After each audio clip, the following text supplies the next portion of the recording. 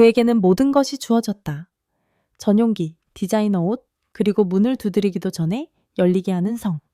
하지만 그의 내면은 무너지고 있었고 모든 시험에서 실패하며 침묵 속에서 허우적거리고 있었다. 그의 교사들, 반 친구들, 심지어 그의 아버지마저도 그를 포기했다. 그러던 어느 날 학교의 가장 조용한 구석에서 아무도 주목하지 않던 흑인 여성 청소부가 그에게 어떤 말을 건넸다. 그 말은 그가 들어본 어떤 수업보다도 더 강하게 그를 때렸다. 그는 그녀가 단지 바닥을 청소하는 줄로만 알았다. 그녀가 그의 모든 생각을 청소할 것이라고는 전혀 예상하지 못했다. 그의 이름은 루카스 리드였다. 그는 포브스 표지를 계절이 바뀌듯 정기적으로 장식하는 기술 재벌 찰스 리드의 외아들이었다. 루카스는 전용기와 개인 셰프, 그리고 유명 인사가 손님으로 오는 생일 파티 속에서 자랐다. 하지만 그가 가진 모든 것 중 한 가지가 부족했다. 목적이었다. 17세의 루카스는 애틀랜타에서 가장 엘리트 사립, 고등학교 중 하나에 다녔다. 그가 스스로 그곳에 입학한 것이 아니라 리드라는 이름이 황금 열쇠처럼 문을 열어주었기 때문이었다. 시험도 면접도 없이 단지 송금과 명성이 대신해 주었다. 강력한 동문들의 초상화가 늘어선 대리석 복도 안에서 루카스는 세 가지로 유명했다. 그의 거만함, 비싼 옷, 그리고 학업 실패였다. 그의 성적은 농담거리였다. 교사들은 실력이 아닌 두려움에 그를 통과시켰다. 그는 신경 쓰지 않았다. 왜 그럴 필요가 있을까? 언젠가 그는 제국을 물려받을 것이었다. 그의 성이 할 수 없는 것을 GPA가 할 수 있을까? 그는 교사를 조롱하고 반 친구들을 무시하며 강의를 비웃었다.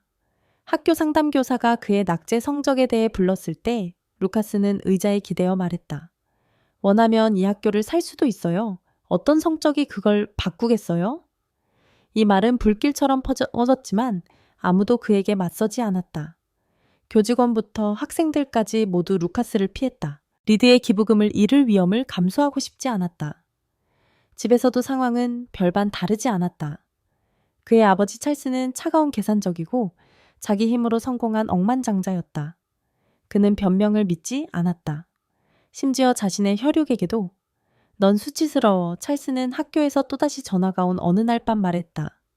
네가 내 밑에서 일했다면 해고당했을 거야. 루카스는 팔짱을 끼고 눈을 굴렸다. 하지만 난 아버지의 직원이 아니잖아요. 난 아들이에요. 세상은 상관없어. 네가 누군가가 되지 않으면 성만 있고 척추 없는 또 다른 부잣집 아이가 될 뿐이야. 난 널 업고 다니지 않을 거야. 그 후의 침묵은 주먹처럼 다가왔다. 찰스는 농담이 아니었다. 그는 진심이었다. 다음 날 루카스는 아무 일도 없었던 것처럼 학교에 나타났다. 그는 마지막 생일에 받은 선물인 세련된 아우디를 타고 교직원 주차장에 들어섰고 런웨이 모델처럼 복도를 걸었다. 어떤 학생들은 부러움에, 다른 학생들은 혐오감에 그를 바라보았다. 그러나 한 쌍의 눈은 외면하지 않았다. 50대쯤 되어 보이는 흑인 여성. 그녀는 측면 출입구 근처에서 바닥을 걸레질하고 있었다. 그녀의 자세는 곱고 눈은 조용하지만 경계하고 있었다. 그녀의 유니폼은 구겨져 있었지만 그녀의 존재감은 그러지 않았다. 루카스는 그녀를 알아보지 못했다. 그에게 그녀는 보이지 않는 존재, 단지 청소부였다. 배경 소음이었다. 그러나 학교는 그에게 무게로 다가오기 시작했다. 더 많은 시험, 더 많은 낙제 성적, 그리고 그가 감당할 수 없는 타격이 왔다. 그의 아버지는 그의 신용카드를 끊고 차를 가져가고 그를 다른 학생들처럼 학교 버스를 타게 했다. 그런 쓴 아침 중 하나, 그는 복도에서 청소부를 지나쳤다. 처음으로 그는 그녀가 청소하면서 뭔가를 속삭이고 있다는 것을 알아차렸다. 진정한 지혜는 당신이 아무것도 모른다는 것을 아는 데 있다. 루카스는 멈췄다. 방금 뭐라고 했어요? 그녀는 차분하고 두려움 없이 그를 올려다보았다. 내가 이해할 준비가 안 된 것. 그는 웃었지만 그녀의 말에는 뭔가 찔리는 것이 있었다. 그녀는 아무 일도 없었던 것처럼 돌아서서 걸어갔다. 그러나 루카스는 계속 그녀에 대해 생각했다. 루카스는 재킷 주머니에 손을 깊숙이 넣고 학교 건물 계단을 올랐다. 모든 것이 달라 보였다. 더 차갑고 더 작게. 그가 복도를 걸으며 지녔던 자만심은 사라졌다. 이제 그는 빨리 조용히 걸으며 계단의 무게를 느끼지 않으려 애썼다. 그날 아침 그는 문학시험 결과를 받았다. 반으로 접힌 하얀 봉투, 차가운 최종성. 그는 그것을 열며 평소처럼 기대했다. 낮은 시, 아니면 자비로운 점수. 챔판멜 챔백 하단에 빨간색으로 쓰여 있었다. 지문을 읽기나 했니? 루카스는 페이지를 응시하고 눈을 깜박이며 신경질적으로 웃고 주변을 둘러보았다. 아무도 그와 함께 웃지 않았다.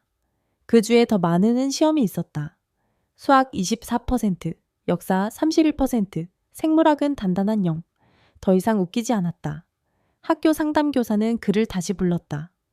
이번에는 그녀의 목소리가 부드럽지 않았다. 루카스, 너는 학업적으로 위험에 처해 있어. 행동이 아니라 실패에 대해 이야기하는 거야. 통계적으로 너는 전체 졸업반 중 최하위야. 일시적이에요. 그는 어깨를 으쓱했다. 과외 선생님을 고용할 거예요. 이미 3명 있었어. 모두 그만뒀어. 그 말에 그는 입을 다물었다. 그날 늦게 그녀의 사무실을 나서며 그는 보이지 않기 위해 뒷문으로 빠져나갔다. 그리고 그녀가 다시 있었다. 카페테리아 근처에서 소다 유출을 닦고 있었다. 그녀는 그를 보고 정중하게 미소 지었다. 그는 멈췄다. 지난번에 소크라테스에 대해 뭐라고 했어요? 그녀는 천천히 일어나며 앞치마에 손을 닦았다. 기억하니? 네. 그러니까 그게 남았어요. 청소부가 고대 철학자들을 인용하는 게 좀 이상하네요. 그녀는 팔짱을 끼며 말했다. 세상이 발밑에 있는 소년이 읽기 시험을 통과하지 못하는 게 더 이상해. 그는 입술을 깨물었다. 그 말은 아팠다. 당신은 원래 교사였죠? 철학뿐만 아니라 더 많은 것을 가르쳤나요? 삶이 균형을 잃기 전까지. 그럼 가르쳐 주세요. 그가 말했다. 도와주세요, 제발. 그녀는 그를 살펴보았다. 한 가지 조건이 있어. 내 이름과 자존심을 문 앞에 두고 바닥에서부터 시작해. 알겠어요? 그가 속삭였다. 더 이상 실패할 수 없어요. 그녀는 그에게 나선형 노트를 건넸다. 수업 전에 일찍 와. 여기서 만나고 방과 후에는 네가 배운 것을 사실이 아니라 진실을 적어. 내가 다 틀리면요? 그러면 드디어 제대로 하고 있는 거야. 다음 날 아침, 루카스는 해가 뜨기 전에 나타났다. 학교 건물은 여전히 잠들어 있었고 안개와 침묵에 쌓여 있었다. 그는 그녀가 준 노트를 신성한 것처럼 움켜쥐고 천천히 뒷문을 통해 걸었다. 그는 그녀를 찾았다. 이블린 동쪽 윙에서 천천히 정확한 원으로 바닥을 닦고 있었다. 그녀는 간단한 이어폰을 착용하고 부드러운 것을 흥얼거렸다. 아마도 가스펠. 루카스는 잠시 어색하게 서 있다가 앞으로 나섰다. 안녕하세요. 가르쳐 주신다고 했잖아요. 기억나요? 이블린은 잠시 멈추고 한쪽 이어폰을 빼고 그를 차분히 바라보았다. 기억해. 그리고 쉽지 않을 거라고도 했어. 상관없어요. 필요해요. 그럼 시작하자. 하지만 먼저 내 이름을 알아야 해. 이블린 월리스. 루카스는 희미하게 미소 지었다. 여기서 얼마나 일했어요? 3년. 그전에는 다른 학교에서. 그전에는? 그녀는 잠시 멈추고 그를 똑바로 바라보았다. 대학 교수였어. 영문학과 철학. 그의 눈이 커졌다. 왜 그걸 두고 이 일을 하세요? 이블린은 천천히 천을 접으며 부끄러움 없이 대답했다. 때로는 삶이 네가 가졌다고 생각한 모든 것을 가져가고 네가 아는 것만 남겨? 그리고 난 아직 가르치는 법을 알아. 루카스는 압도당한 채 고개를 끄덕였다. 처음으로 그는 힘이 없는 진정한 강한 사람을 보았다. 어디서 시작하죠? 어젯밤에 뭔가 읽으려고 했는데 어떻게 시작해야 할지 모르겠어요. 그게 첫 번째 진실이야. 그녀가 말했다.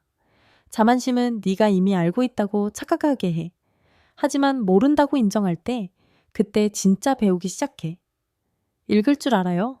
루카스가 약간 방어적으로 중얼거렸다. 네가 못 읽는다고 한 적 없어. 하지만 단어를 읽는 게 아니라 줄 사이의 의미를 이해하는 거야. 그녀는 가방에서 낡은 노트를 꺼냈다. 매일 아침 수업 전에 여기서 만나. 1시간. 그리고 내가 청소를 끝내면 저녁마다 네가 앉아 배운 것, 느낀 것, 이해한 것을 적어.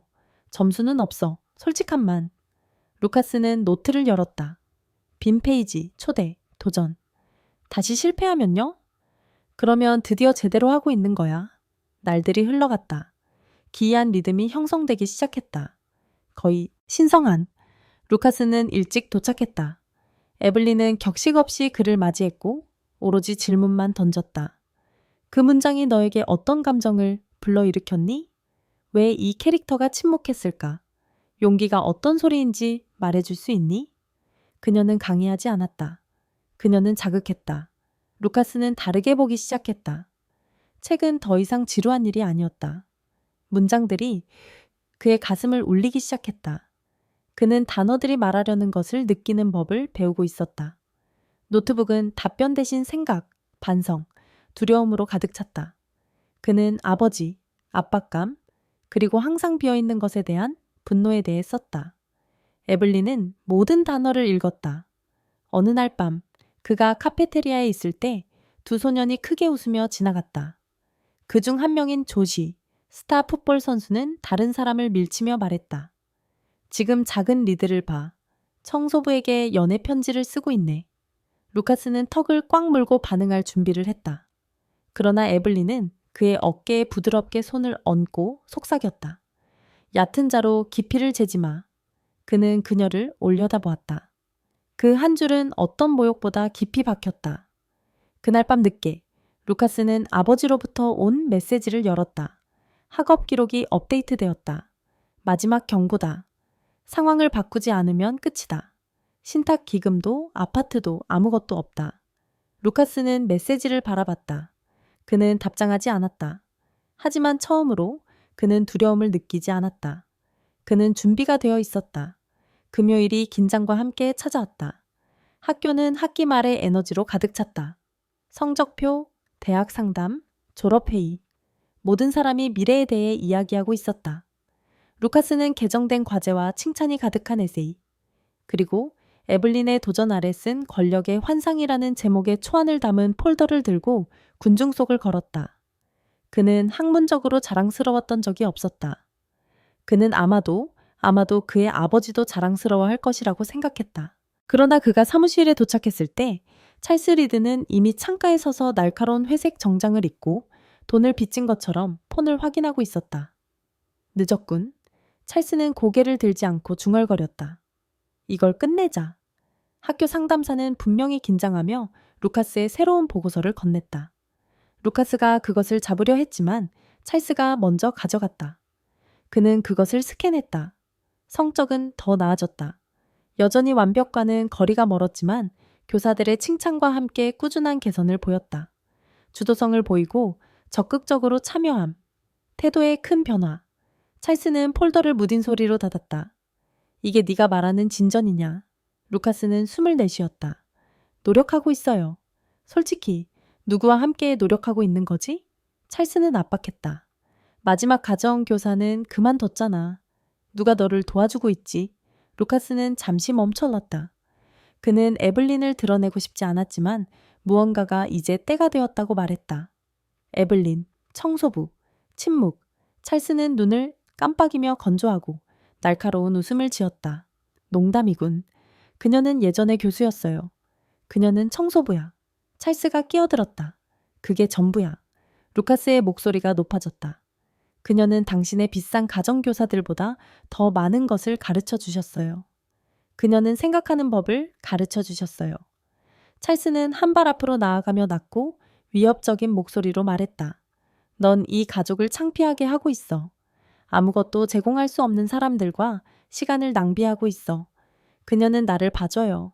당신은 결코 그러지 않았어요. 찰스는 그를 낯선 사람처럼 쳐다보았다. 계속 이 길을 가면 모든 것을 잃게 될 거야. 차도, 돈도, 이름도 없어. 날 시험하지 마. 루카스는 그 말이 그의 혀를 태우는 것을 느꼈지만 어쨌든 말했다. 아마도 나는 내가 누구인지 알아내기 위해 모든 것을 잃어야 할지도 몰라요. 찰스는 대답하지 않고 그냥 걸어 나갔다.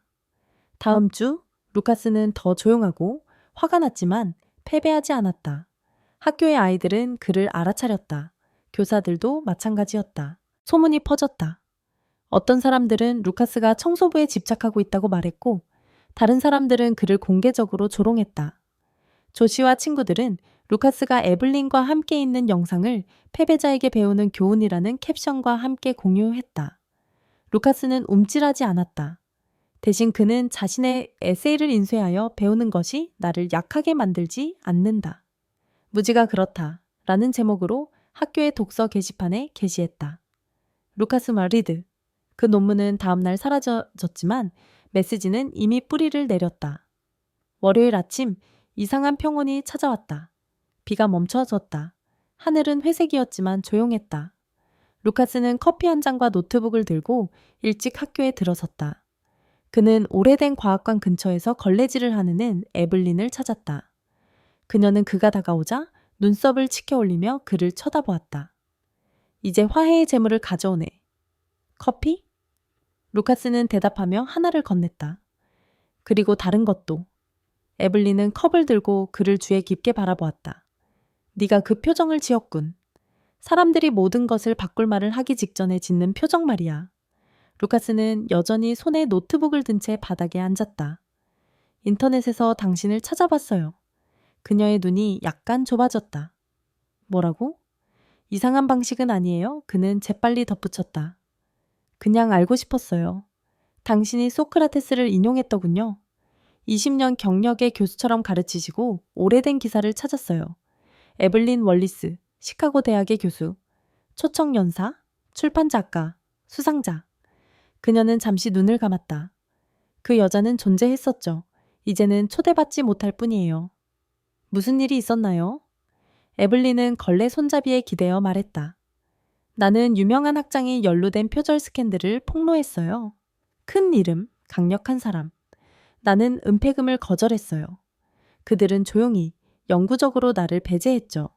내가 신뢰했던 사람들은 사라졌고 남편은 내가 조직한 회의로 가던 중 교통사고로 사망했어요. 루카스는 힘겹게 삼켰다. 당신은 모든 것을 잃었군요. 내 정신만 빼고 그녀는 부드럽게 말했다. 그리고 내 목소리. 그는 천천히 고개를 끄덕였다. 그럼 당신과 거래를 하고 싶어요.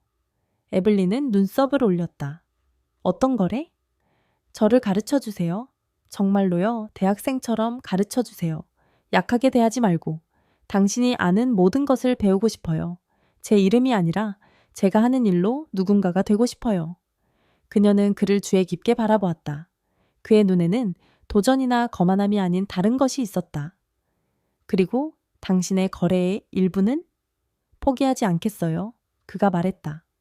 아무리 힘들어도 실패하고 다시 쓰고 다시 배우고 뭐든지 할 거예요. 에블린은 잠시 침묵을 지켰다가 손을 내밀었다. 그럼 거래가 성사됐군. 그들은 악수했다. 계약도 화려한 조건도 없이 단지 진실만으로 그 주 상황은 더욱 심화되었다. 에블린은 이해를 기반으로 한 계획을 세웠다. 루카스는 볼드윈, 휴즈, 모리슨을 읽었다. 그는 에세이 대신 반성을 쓰기 시작했다. 그는 시스템, 불에 자신을 질문했다. 매일 밤 그는 생각으로 가득 찬 노트북을 그녀에게 건넸다. 그리고 매일 밤 그녀는 더 깊이 파고드는 질문들과 함께 그것을 돌려주었다. 학교는 여전히 몰랐다. 다른 사람들에게는 여전히 루카스가 상황을 파악하는 중이었다. 그러나 내부에서는 더 큰 일이 일어나고 있었다. 며칠 후 루카스는 새로운 사람과 함께 저녁 공부에 나타났다. 이쪽은 프리야, 그가 말했다. 내 생물학 수업에 있어. 그녀는 쓰기에 도움이 필요해. 에블린은 미소 지었다. 우리 반이 생겼군. 더 많은 학생들이 조용히 조심스럽게 왔다. 학교에서 실제로 도움을 주는 사람이 있다는 소문이 퍼졌다. 평가나 판단이 아니라 가르치는 사람. 버려진 도서관은 그들의 비밀 교실이 되었다. 그들은 읽고 쓰고 토론하고 울었다. 그것은 아름답고 위험했다. 어느 날 오후 에블린은 사무실로 호출되었다. 부교장은 기업적인 어조로 말했다. 월리스 씨, 우려가 접수되었습니다. 부모님들이 왜 자녀들이 방과 후에 청소 직원과 시간을 보내는지 묻고 있습니다. 비정상적입니다. 가르치고 있습니다. 그녀는 간단히 대답했다. 여기서 공인된 강사가 아닙니다. 그건 당신의 직무 설명에 없습니다. 에블린은 그녀를 응시했다. 아이의 생명을 구하는 것도 아니지만 어쨌든 했습니다. 부교장은 대답하지 않았지만 에블린은 무슨 일이 일어날지 알고 있었다. 루카스는 다음날 그 소식을 들었다. 그들이 그만두라고 했나요? 네. 말도 안 돼요. 당신은 돕고 있어요. 알아요. 그녀가 끼어들었다. 하지만 시스템은 그렇게 작동해요. 고장난 것을 공격하는 것이 아니라 작동하는 것을 공격해요. 그것이 그 방식으로 작동하려고 의도되지 않았을 때. 루카스는 주먹을 꽉 쥐었다. 아버지에게 말할 거예요. 이사회에 갈 거예요. 공개할 거예요. 아직은 안 돼. 에블린은 단호하게 말했다. 내 목소리가 강해야 해. 먼저 자신의 이름을 세울 만큼 충분히 독립적이어야 한다. 아버지의 이름이 아니라 너의 이름으로. 그는 고개를 끄덕이며 이해했다. 혁명은 이미 시작되었다. 겨울은 애틀랜타로 스며들어 아침을 안개와 고요로 물들였다. 학교 복도는 더 어둡고 조용해졌다. 하지만 루카스 안에서는 설명할 수 없는 밝은 무언가가 자라고 있었다. 어느 날 아침, 에블린은 아무도 더 이상 사용하지 않는 오래된 도서관에서 그를 만났다. 그녀는 그를 앉히고 책 위에 손을 얹고 그의 눈을 바라보았다. 이제 내가 아무도 가르쳐주지 않는 한 가지를 말해줄 때가 되었어. 루카스는 몸을 앞으로 기울였다. 듣고 있어요. 비밀은 성적이나 교과서나 졸업장에 있는 게 아니야. 진정한 배움의 비밀은 변혁에 있어. 그녀는 천천히 걸으며 말했다. 대부분의 사람들은 통과하기 위해, 생존하기 위해 누군가가 말해준 것을 반복하고 그것이 충분하기를 바라며 배워. 하지만 그렇게는 변하지 않아. 너는 내 안에 무언가가 부서지고 더 강하게 재건될 때 변해. 루카스는 침묵했다. 너는 그 과정을 시작했지만 진정한 배움이 어떤 느낌인지 알아야 해. 그것은 혼란스럽고 고통스럽고 개인적이지만 진짜야. 그녀는 파란색 제본의 낡은 책을 그에게 건넸다. 이것이 나를 구했어. 그녀가 말했다. 웹 듀보의 검은 영혼의 노래. 야. 모든 것을 잃었을 때 읽었어. 그것이 나를 되돌려 놓았어. 루카스는 표지를 열었다. 손으로 쓴 메모가 여백을 가득 채우고 있었다. 이걸 나에게 주시는 거예요? 내가 너에게 믿고 맡기는 거야. 왜 나죠? 에블린은 다시 앉았다. 그날 너를 봤을 때 너는 오만하지 않았어. 너는 허우적거리고 있었어. 그리고 너 안에 무언가가 여전히 살고 싶어 했어. 루카스는 책을 꽉 쥐었다. 모든 단어를 읽고 나서 진짜 무언가를 쓸 거예요. 나를 위해서가 아니라 당신을 위해서. 그녀는 나가기 위해 일어섰고 걸레와 양동이를 집어들었다. 나가기 전에 그녀는 돌아섰다. 다음에 누군가가 학교에서 어떻게 지내냐고 물으면 나아지고 있어요 라고 말하지 마. 누군가가 되어가고 있어요 라고 말해. 그녀가 떠난 후에도 그는 오래도록 그 자리에 앉아 있었다. 손에 든 책, 가슴이 무거웠다. 두려움이 아니라 의미로. 그는 더 이상 단지 통과하고 싶지 않았다. 그는 중요해지고 싶었다. 무언가가 바뀌었다. 루카스가 걷는 방식에서 그것을 볼 수 있었다. 그는 더 이상 학교를 왕자처럼 지나가지 않았다. 깨어난 사람처럼 움직였다. 여전히 같은 옷을 입었지만 그의 눈 뒤의 무게는 이제 달랐다. 빈 것이 아니라 집중된 것이었다. 대부분의 교사들은 그것을 어떻게 받아들여야 할지 몰랐다. 오만한 기우는 이제 수업에서 질문을 하고 완전한 에세이를 쓰고 조별 과제에 자원했다. 어느 날 역사 시간에 그는 손을 들었다. 교과서가 노예제를 발췌문처럼 다루는 것에 대해 이야기할 수 있나요? 교실은 조용해졌다. 심지어 교사도 망설였다. 그걸 어디서 들었니? 그는 조심스럽게 물었다. 듀보와 볼드윈, 그리고 가르치는 법을 아는 한 여성에게서요. 아무도 어떻게 반응해야 할지 몰랐다. 하지만 그 순간을 잊은 사람도 없었다. 루카스는 단지 자신을 변화시키는데 그치지 않았다. 그는 다른 사람들을 보고 있었다. 항상 식당에서 혼자 앉아있던 조용한 소녀. 방과 후에 2가지 일을 하면서도 여전히 제 시간에 오는 학생. 훌륭한 강의를 했지만 결코 존중받지 못한 교사. 그리고 그는 또 다른 것을 깨달았다. 사람들을 정말로 보는 법을 배우면 얼마나 많은 사람들이 보이지 않게 되는지 깨닫기 시작한다는 것을. 에블린과의 매일 아침은 시계처럼 계속되었다. 깊은 질문의 아침, 글쓰기의 저녁. 그는 무언가를 구축하고 있었다. 단지 더 나은 성적이 아니라 더 나은 자신을. 에세이는 점점 더 개인적이고 정치적이며 강력해졌다. 에블린은 엄격한 사랑으로 그것들을 수정했다. 붉은 잉크, 날카로운 메모. 단지 말하지 말고 의미를 담아. 이 문장은 예쁘지만 공허해. 너의 영혼으로 다시 써. 루카스는 계속해서 다시 썼다. 사람들의 생각에 대해 신경 쓰는 것을 멈췄다. 오만함 때문이 아니라 마침내 자신이 누구로 변해가고 있는지 알았기 때문이다. 어느 날 오후, 루카스는 다른 반 친구를 그들의 공부 모임에 데려왔다. 그리고 또 다른 친구, 그리고 또 다른 친구.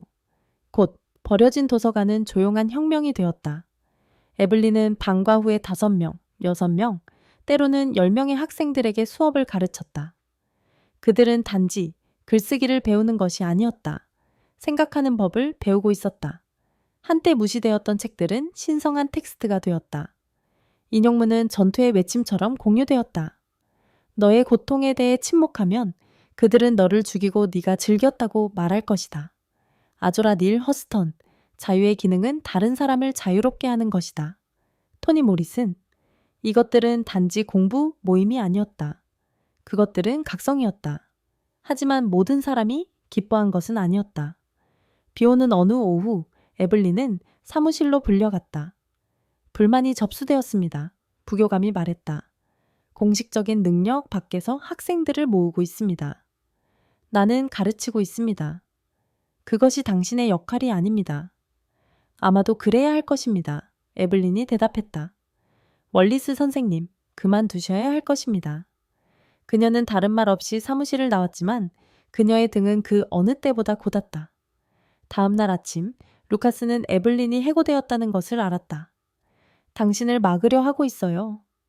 그들이 두려워하고 있어 그녀가 말했다. 무엇을요? 힘이 없는 사람이 학생들에게 진짜 힘을 가르치는 것을? 나서서 말할게요. 공개할게요. 아버지에게 전화할게요. 아니, 그녀가 그의 어깨에 손을 얹으며 말했다. 아직은 안 돼. 너의 목소리가 독립적으로 어스러해. 루카스로서 읽히지 않고 그는 고개를 끄덕이며 이를 악물었다. 그러나 그의 내부에서 무언가가 폭풍이 가까웠다고 말했다. 그들이 만들어낸 변화. 그것은 영원히 숨겨질 수 없었다. 그것은 그가 예상한 것보다 빨리 일어났다. 루카스는 방과 후 차고로 들어가면서 비에 젖은 채로 굵은 빨간 A가 적힌 종이를 잡고 있었다. 그가 올해 처음으로 받은 것이었다. 에세이 제목은 배우지 않음을 배우는 용기였다. 그의 교사의 코멘트, 너의 목소리를 찾았다. 그는 단 한 번 승인받기 위해서가 아니라 진실을 위해 아버지에게 보여주고 싶었다. 그는 찰스가 새 전기 스포츠카 옆에 서서 인수에 대해 블루투스로 누군가와 이야기하는 것을 발견했다. 아빠, 루카스가 말했다. 종이를 들고 뭔가 보여주고 싶어요. 찰스는 무표정한 얼굴로 그것을 받아들여 제목을 스캔하며 눈썹을 치켜 올렸다. 이게 농담이냐? 이건 제 영어 수업에서 받은 진짜 에세이예요. R을 받았어요. 루카스, 이건 감정에 관한 일기예요. 이건 학문적이지 않아. 감상적이야. 성장에 관한 것이고 학습에 관한 것이에요. 찰스는 종이를 조수석에 던졌다. 누가 너에게 이렇게 쓰라고 가르쳤니? 루카스는 망설였다가 분명히 말했다. 에블린, 청소부요. 침묵. 찰스는 앞으로 나서며 낮고 독이 가득한 목소리로 말했다. 바닥을 닦는 사람에게 배우고 있다고 말하는 거야? 그녀는 전의 교수였어요. 지금은 실패자야. 루카스는 주먹을 꽉 쥐었다. 그녀는 아버지보다 나에게 더 많은 것을 해주셨어요. 그녀를 계속 만나면 너는 모든 것을 잃을 것이다. 찰스가 경고했다. 너의 돈, 차, 이름. 그럼 아마도 나는 모든 것을 잃어야 할 필요가 있어요. 루카스가 떨리는 목소리로 말했다. 내가 진짜 누구인지 알아내기 위해. 찰스는 차갑게 그를 쳐다보았다. 짐을 싸라. 너는 끝났다. 다음 날 에블린은 사라졌다. 일찍 해고되고 경고도 없이 문 밖으로 호송되었다. 작별 인사할 기회도 없었다. 루카스는 복도를 찾아다녔다. 빈 곳, 그녀의 양동이, 그녀의 코트 모두 사라졌다. 그는 숨을 쉴 수 없는 것 같았다. 그의 성적은 다시 떨어지기 시작했다. 자료를 몰라서가 아니라 그의 불꽃이 사라졌기 때문이다. 그는 유령처럼 걸었다. 도서관은 이제 비어 있었다. 그리고 최후의 타격이 왔다. 게시판 공고. 연말 연설 대회 주제, 삶에서 이기는 것이 무엇을 의미하는가? 루카스는 종이를 응시하다가 집으로 돌아가 밤새도록 글을 썼다. 학점을 위해서가 아니라 성적을 위해서가 아니라 진실을 위해서. 학교 입구에 굵은 글씨로 공고가 게시되었다. 졸업반 연설 대회. 주제 삶에서 이기는 것이 무엇을 의미하는가? 지역사회의 가족들에게 개방. 그것은 올해의 마지막 과제였고 그 중요성은 컸다. 장학금, 대학 추천서, 공공의 인정. 대부분의 학생들에게 그것은 또 다른 장애물에 불과했다. 그러나 루카스에게 그것은 다른 것이었다. 그것은 전쟁이었다. 같은 아침, 그는 에블린이 해고되었다는 것을 알았다. 일찍, 조용히, 작별 인사할 기회도 없이. 그들은 예산 삭감 때문이라고 말했다. 모두가 더 잘 알고 있었다. 그녀는 아무런 소란 없이 떠났다. 루카스는 빈 식당에 앉아 공책을 펴고 손을 떨었다. 그녀의 말, 그녀의 수정, 그녀의 질문으로 가득 찬 페이지들을 응시했다. 학습은 변혁이다. 자만심은 보호로 위장된 함정이다. 새로운 사람이 되기 위해 허락이 필요하지 않다. 그는 공책을 닫고 새로운 것을 열었다. 그리고 썼다. 학점을 위해서가 아니라 박수를 위해서가 아니라 진실을 위해서. 연설대회 밤에 도착했다. 강당은 가득 찼다. 비싼 코트를 입은 부모들, 깔끔하게 다린 정장을 입은 학생들, 뒷줄에서 클립보드를 든 대학 스카우트들. 루카스는 커튼 뒤에 서 있었다. 평범한 남색 셔츠와 어두운 청바지를 입고 있었다. 화려한 신발도, 가슴에 붙인 성도 없었다. 오직 그와 그의 이야기가 있을 뿐이었다. 그의 이름이 불렸다. 그는 무대에 올랐다. 방 안은 조용해졌다. 그는 군중을 바라보며 시작했다. 제 이름은 루카스 리드입니다. 여러분 중 몇몇은 제가 황금 티켓을 낭비한 아이로 알고 있을 겁니다. 신경 쓰지 않았던 아이, 실패했던 아이. 그들은 제가 모든 것을 가졌다고 말합니다. 하지만 제가 갖지 못한 한 가지가 있었습니다. 저를 믿어준 사람이 없었죠. 그녀가 나타나기 전까지는. 그는 잠시 멈췄다. 그녀는 제 선생님이 아니었습니다. 공식적으로는요. 그녀는 저를 도와주기 위해 돈을 받은 것도 아니었습니다. 그녀에게는 사무실도 권한도 없었지만 제 분노를 꿰뚫어 볼 만큼 큰 마음이 있었습니다. 그는 청중을 둘러보았다. 그녀는 책과 인생 사이의 행간을 읽는 법을 가르쳐 주었습니다. 글을 쓰는 법, 생각하는 법, 듣는 법을 가르쳐 주었습니다. 그녀는 이 학교의 바닥만 청소한 게 아니었습니다. 제 머릿속에 안개를 걷어냈습니다. 공기가 바뀌었다. 사람들이 앞으로 몸을 기울였지만 그녀는 해고되고 침묵을 강요받았습니다. 시스템은 바닥에서 시작해 실질적인 변화를 만드는 사람을 좋아하지 않기 때문입니다. 그래서 오늘 저는 여러분을 감동시키기 위해 말하는 것이 아닙니다. 저는 존경을 표하기 위해 말하고 있습니다. 그는 노트북을 들어 올렸다. 그녀는 배움이 변형이라고 말했습니다. 진정한 승리는 부유하거나 권력 있는 것에 있지 않다고 했습니다. 기억할 만한 사람이 되는 것이 바로 승리라고 했습니다. 그의 목소리는 부드러워졌다. 그녀는 지금 여기 없을지 모르지만 제가 하는 모든 말 속에 있습니다. 그래서 인생에서 이긴다는 것은 무엇을 의미할까요? 그것은 깨어나고 자신의 이름을 내려놓고 진실을 찾고 그것을 통해 다른 사람들을 고양시키는 것을 의미합니다. 침묵, 그리고 한 번의 박수, 또 다른 박수, 그리고 방은 박수 갈채로 폭발했다. 기립박수, 눈물, 심지어 일부 교직원들도 울고 있었다. 방 뒤쪽에서 조용한 눈을 가진 히잡을 쓴 여자가 눈물을 닦고 미소를 지었다. 에블린이었다. 그녀는 그가 빛나는 모습을 보기 위해 조용히 돌아왔다. 그리고 루카스, 그날 밤 그는 리드가 아니었다. 그는 자신의 이름이었다. 그의 연설 영상은 빠르게 퍼졌다. 처음에는 학생들 사이에서, 그 다음에는 동문들, 그리고 언론까지. 억만장자의 아들이 학교 청소부에게 생명을 구해준 공을 돌렸다. 그 헤드라인은 리드 코퍼레이션의 어떤 거래보다 더 멀리 뻗었다. 에블린은 지역 대학에서 강연 초청을 받았다가 또 다른 초청을 받았고 결국 강의 직책까지 맡게 되었다. 문이 다시 열렸다. 이력서 때문이 아니라 더 이상 무시할 수 없는 진리 때문이었다. 루카스는 모든 수업을 통과했다.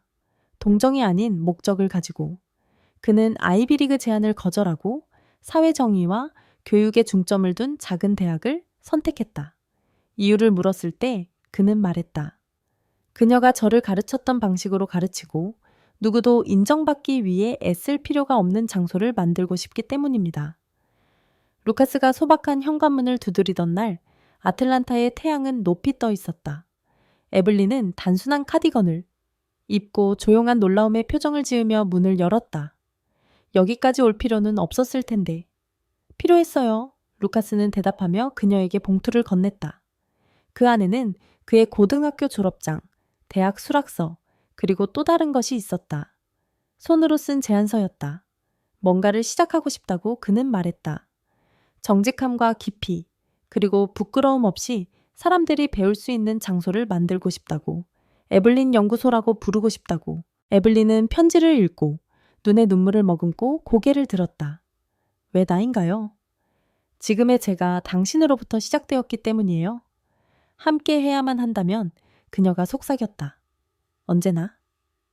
몇 달 후 에블린 연구소는 도시 중심부의 재활용 커뮤니티 센터에서 문을 열었다. 수업, 멘토링, 밤늦게까지 이어지는 글쓰기 모임. 포기당했던 아이들이 이제 두 번째 기회를 얻었다. 에블린은 다시 가르쳤다. 분필로, 책으로, 자유로. 루카스는 센터의 프로그램을 운영했지만 배움을 멈추지 않았다. 그리고 도시는 주목했다. 상이 수여되고 기사들이 이어졌다. 하지만 진정한 보상은 12살이며 어려움을 겪고 있던 한 학생이 에블린에게 노트북을 건네며 이곳이 처음으로 저를 똑똑하다고 느끼게 해줬어요. 라고 말했을 때였다. 그날 그녀는 울었고 루카스도 그랬다. 찰스는 조용히 연구소의 개관식에 와서 뒤에서 서서 그의 아들이 정의, 겸손, 치유에 대해 말하는 것을 지켜보았다. 행사 후 그들은 밖에서 만났다.